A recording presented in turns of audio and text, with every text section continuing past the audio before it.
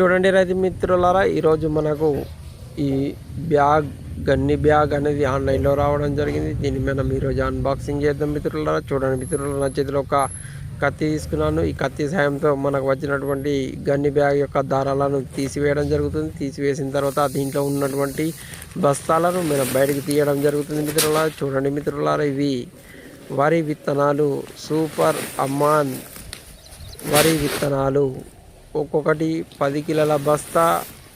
దీన్ని ఈరోజు మనం అన్బాక్సింగ్ చేద్దాం మిత్రులారా. చూడండి మిత్రులారా, ఇక్కడ ఒరిజినల్ ప్రోడక్ట్ ఇది.